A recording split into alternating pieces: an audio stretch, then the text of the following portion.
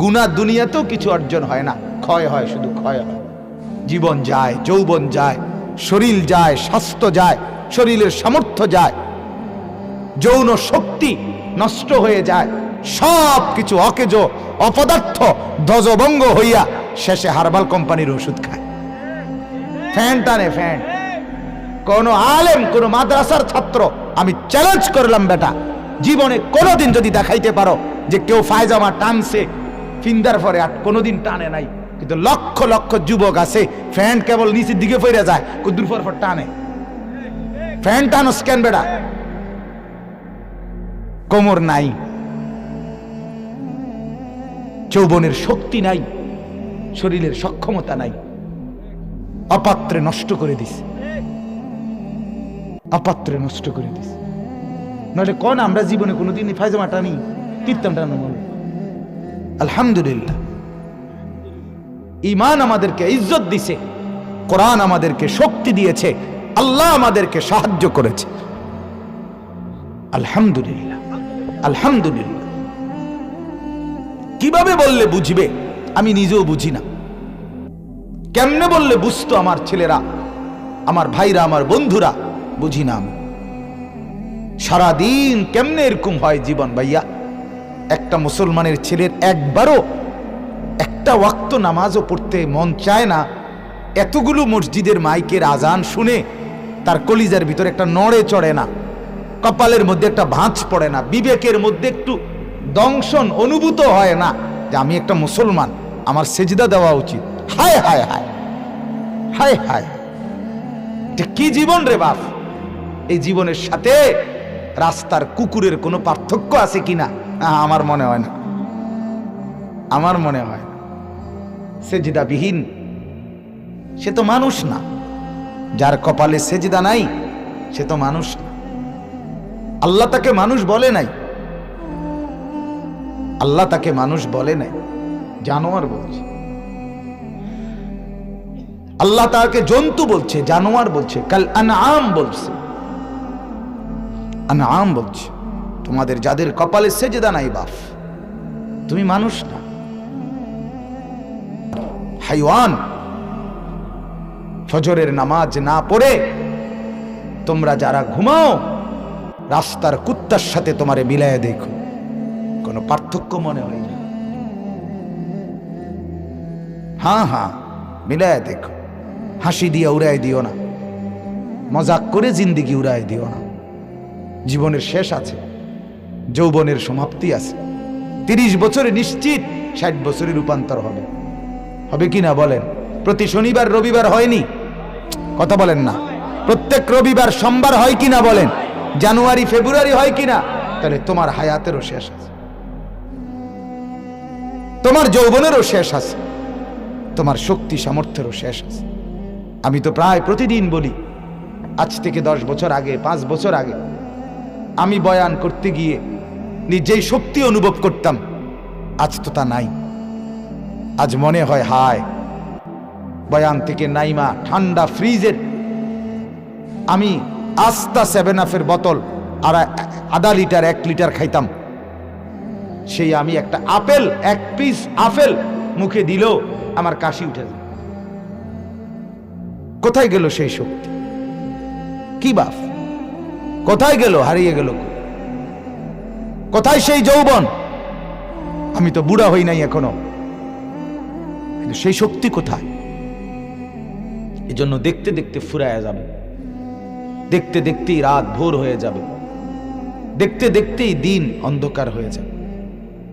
হ্যাঁ, এই শক্তি সামর্থ্য যৌবন, ওই চাচারে বলো, ও চাচাদেরকে বলো, চাচা আপনিও কি সবসময় এমন ছিলেন?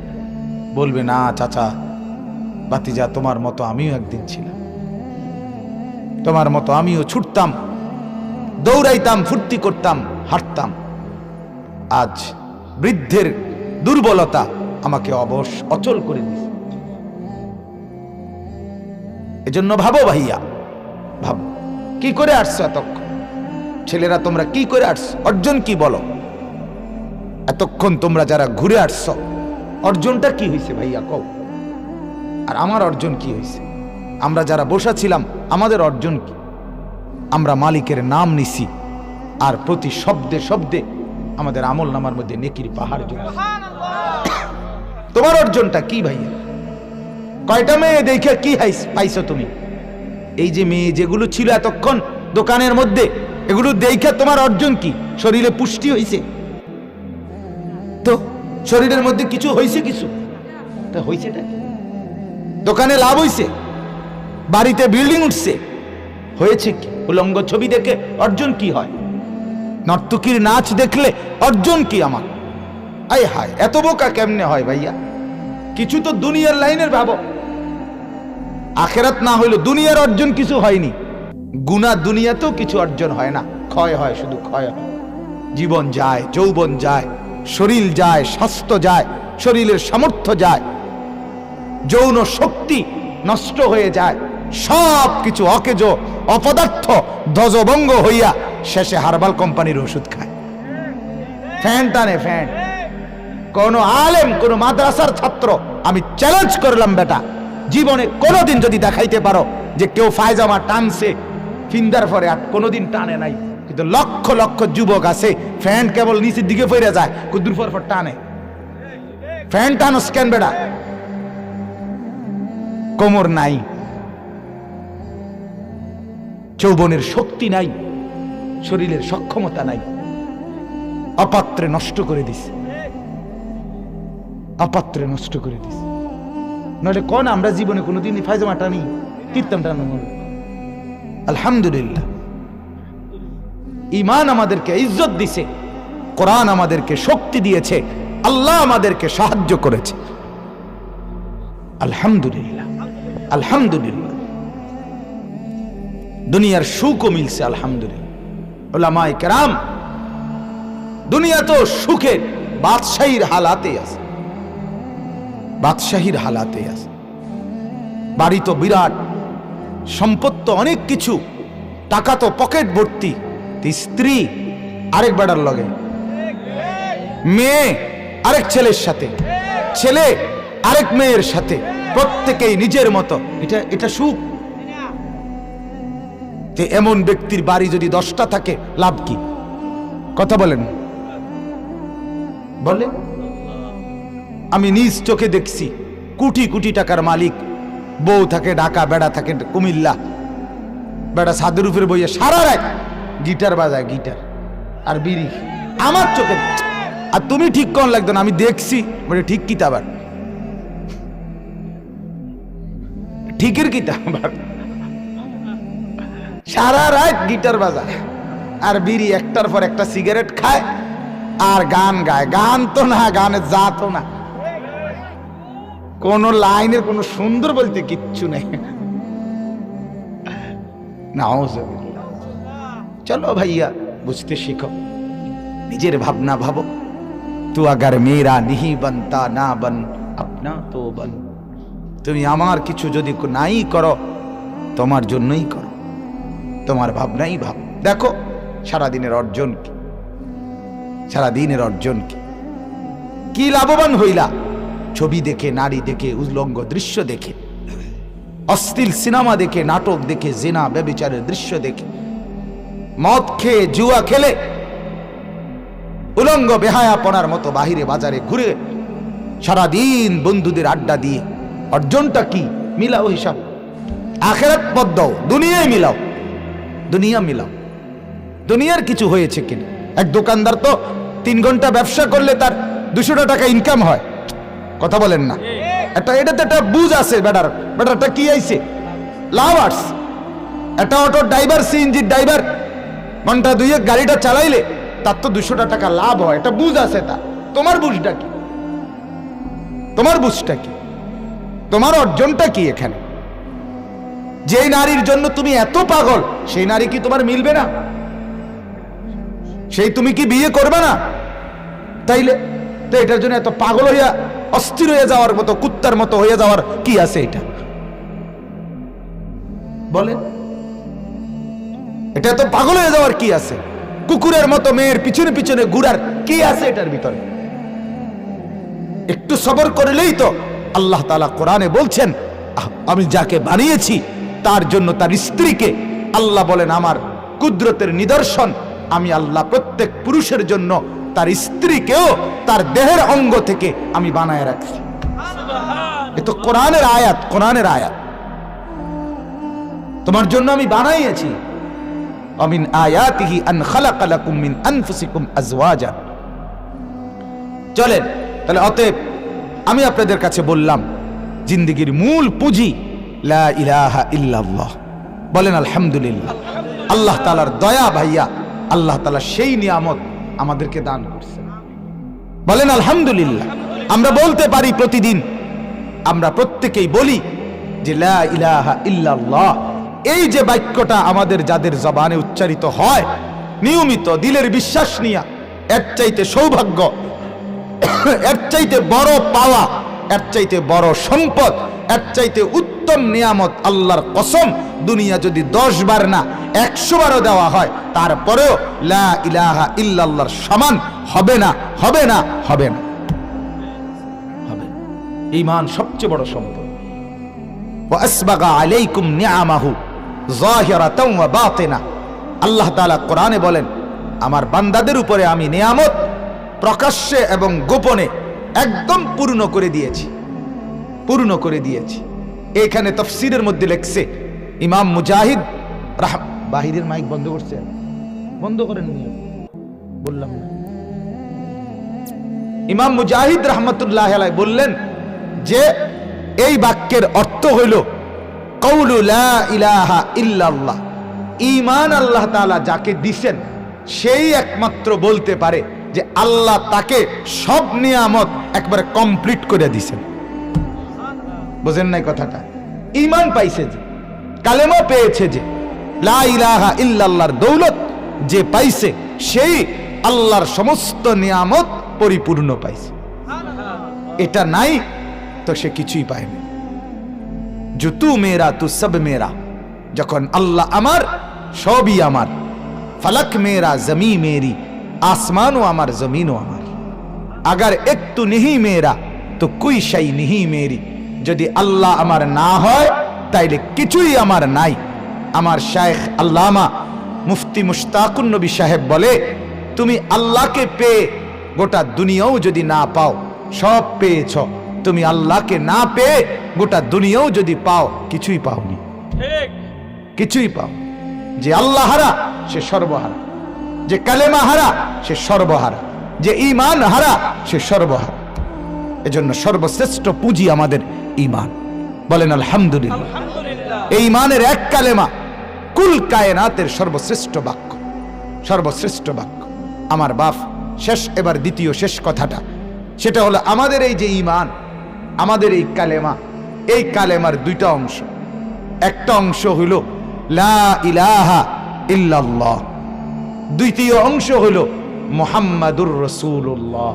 বলেন মুহাম্মাদুর রাসূল। তাহলে প্রথম অংশ কি বলেন? লা ইলাহা ইল্লাল্লাহ। দ্বিতীয় অংশ কি? মুহাম্মাদুর রাসূলুল্লাহ। কোরআনুল কারীমের মধ্যে আছে, আল্লাহ তাআলা বলেন ইলাইহি ইয়াসআদুল কালিমুত তাইয়্যিব ওয়াল আমালুস সালিহু ইয়ারফাউহু।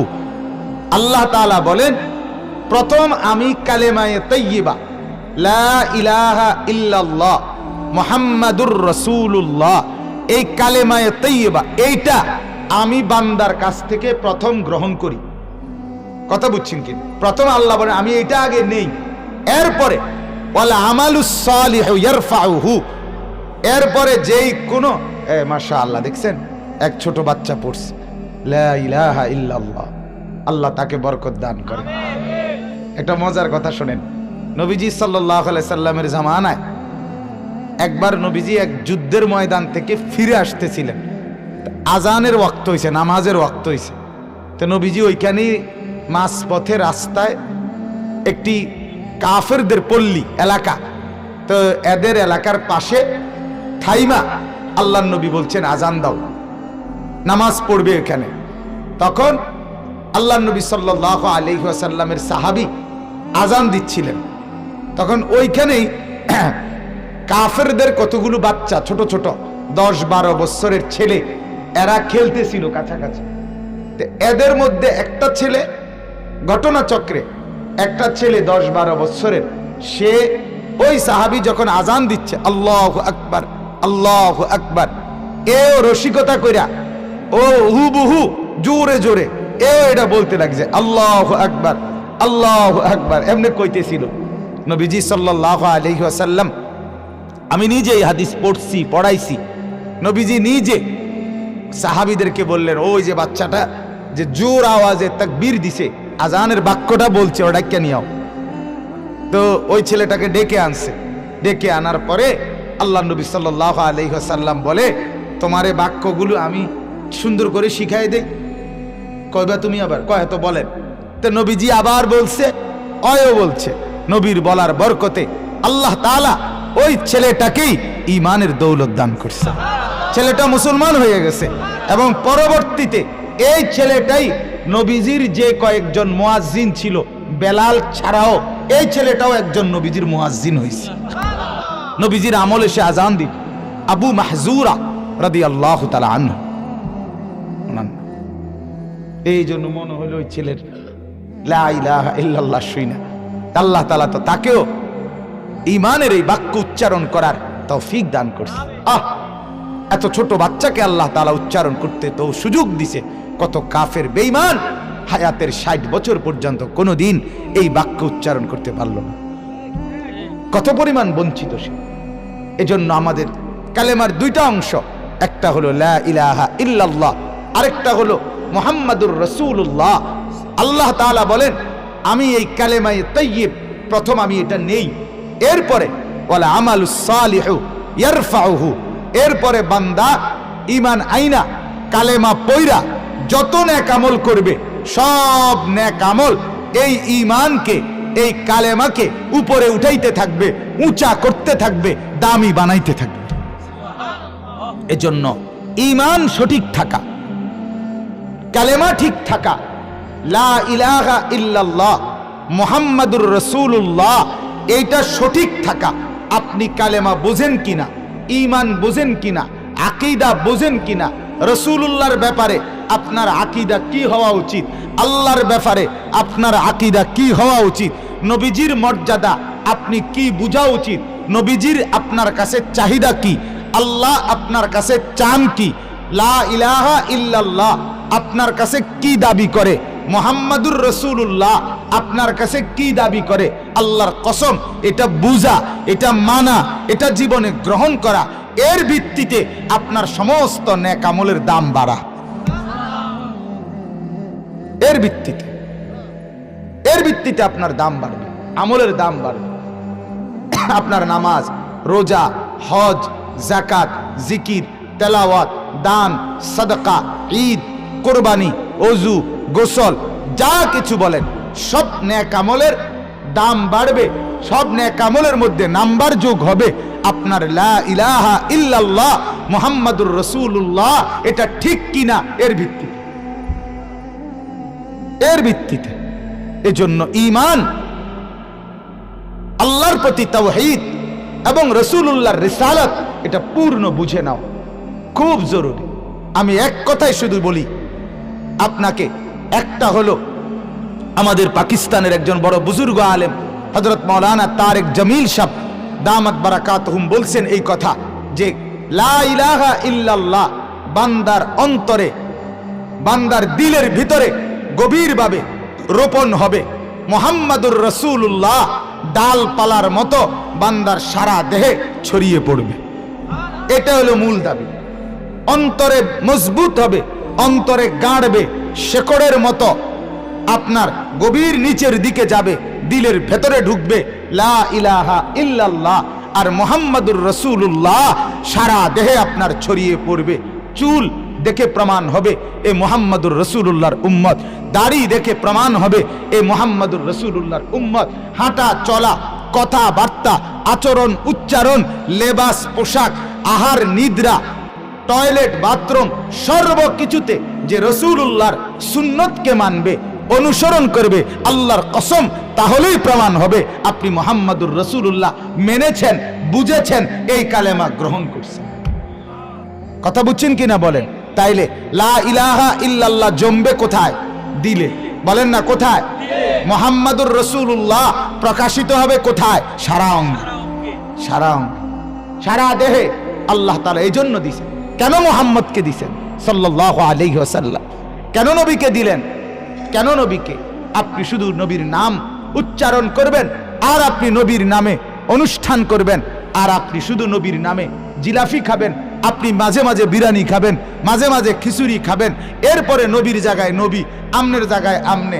এই জন্য মুহাম্মাদুর রাসূলুল্লাহ, এই জন্য কালেমা। আল্লাহর কসম না, না না না না না। আপনার মুখে বিড়ি, আপনার মুখে সিগারেট, আপনি মুহাম্মাদুর রাসূলুল্লাহ বোঝেন নাই। আপনার চেহারায় দাড়ি নাই, আপনি মুহাম্মাদুর রাসূলুল্লাহ বোঝেন নাই। আপনি হারাম উপার্জন করেন, সুদ, ঘুষ, মিথ্যা, চুরি, বাটপারি, এর ওজনে কম দেওয়া, আপনি মুহাম্মাদুর রাসূলুল্লাহ বোঝেন নাই। আপনার ঘরে আজকে 30 বছর টেলিভিশন চলে, নাচ গান, নর্তকীর ছবি, আপনার স্ত্রী, কন্যা, ছেলে মেয়ে, নাতি নাতনি দেখে, বিশ্বাস করেন আপনি মুহাম্মাদুর রাসূলুল্লাহ চিনেনও নাই, বোঝেনও নাই, মানেনও নাই। আপনি মিথ্যুক, আপনি মিথ্যুক। গায়ের জোরে নবী প্রেমিক দাবি করলে হয় না বাপ, গায়ের জোরে হয় না বাপ। রাসূলুল্লাহর আশেক, নবীর আশেক, আপনি স্পষ্ট করেন আপনি নবীর আশেক না জিলাফির আশেক, আপনি ক্লিয়ার করেন। আপনি আমার দলের দরকার নাই, না না, আপনি আমনের দলে থান, আপনি আমনের তরিকা লইয়াই থাকেন, কোনো অসুবিধা নাই, কিন্তু আপনি স্পষ্ট প্রমাণ করেন বিড়ি মুখে নবীর আশেক কেমনে হয়, আপনি বুঝাই দেন। কথা কোন একজন দাঁড়ায়, এখন কথা বলেন না, বলতে পারবেন একজন যে বিড়ি মুখে যে ব্যক্তি বিড়ি খায়, সিগারেট খায় সারা জীবন, সে নবীর আশেক, এটা কেমনে হবে? কথা বলেন, কিভাবে হবে? সে বুঝাই দেখ। সে তর্কের দরকার কি, কাজ্জার দরকার কি, হ্যাঁ, মারামারির দরকার কি, সুন্নি ওয়াহাবির দরকার কি? তুমি নবীর প্রেমিক, বুঝাই দাও। দাড়িবিহীন চেহারা, ক্লিন শেভওয়ালা চেহারা, তুমি রাসূলের প্রেমিক, এটা কোন যুক্তিতে? আপনি বলেন। 30 বছরে আপনার জীবনে মেসওয়াক আপনার কপালে জোটে না, আপনি মেসওয়াক করেন না, আপনি রাসূল প্রেমিক কিভাবে? কিভাবে বলেন, কিভাবে বলেন? বুঝতে শিখেন, অতএব বুঝতে শিখেন, আল্লাহকে ঠিকভাবে চেনেন, রাসূলুল্লাহ সাল্লাল্লাহু আলাইহি ওয়াসাল্লামকে অনুসরণের মাধ্যমে, ইত্তেবার মাধ্যমে মহব্বত করেন, তাইলে কালেমার হক আদায় হবে, তাইলে ঈমানের হক আদায় হবে। ঈমান কিন্তু দুইটা। ঈমান কয়টা? আল্লাহকে মেনে নেওয়া, রাসূলুল্লাহকে মেনে নেওয়া। দুটোটাই ঈমান কিনা বলেন না? দুটোটাই ঈমান, দুটোটাই।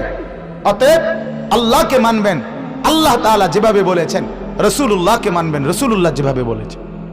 আল্লাহ নবী সাল্লাল্লাহু আলাইহি ওয়াসাল্লাম বলেন, যে ব্যক্তি আমার সুন্নতের অনুসরণ করে সেই আমাকে ভালোবাসে। এত এত পরিষ্কার বলার পর, মান আহাব্বা সুন্নতি ফাকাদ আহাব্বানি, এভাবে বলার পরেও আমনে যদি বুঝে না আসে, কেন বুঝে আসবে না কেন?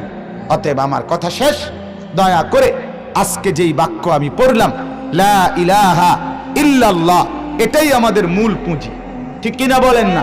অতএব সর্বাত্মক চেষ্টা করা, আমার ঈমান যেন ছুটে না যায়। দুনিয়া কম পাইলাম বাপ, ভাত একবেলা কম খাইলাম, বাড়ি করতে না পারলাম, কেউ বিল্ডিং করলো, আমি টিনের ঘরে বানাইলাম, আমি সনের ঘরে বানাইলাম, আমার অর্থ সম্পদ কমই হইল, কিন্তু ঈমান যেন থাকে। কি যেন থাকে বলেন না? ঈমান যেন থাকে, এটাই আমার মূল পুঁজি। লা ইলাহা ইল্লাল্লাহ মুহাম্মাদুর রাসূলুল্লাহ, এই পুঁজি যেন আমি কলিজায় নিয়া, জবানে নিয়া, সারা দেহে নিয়া কবরে যাইতে পারি, তাইলে আমার কবরও সুন্দর, আখিরাতও সুন্দর, জান্নাতও সুন্দর। আল্লাহ তাআলা আমাদের সবাইকে বুঝা মানার তৌফিক দান করেন। একটা ছোট্ট অনুরোধ, এখানে যেই ছেলেরা বসছো বাপ, তোমরা সবাই মুসলমানের বাচ্চা, মুসলমানের ছেলে বাপ, তোমাদের মা মুসলমান, তোমাদের বাপ মুসলমান, তুমি জন্মের পরে তোমারে আজান দিয়া তোমারে আল্লাহর নাম শুনাইছিল। অতএব দয়া করে এখন নামাজের বিরতি, আজান হবে, আল্লাহর ওয়াস্তে তুমি মুসলমানের বাচ্চা হইলে কেউ এদিক সেদিক দোকানে পাটে যাইও না বাপ। নামাজ ওযু করে মসজিদের মধ্যে ঢোকো, প্রমাণ করো তুমি মুসলমানের সন্তান।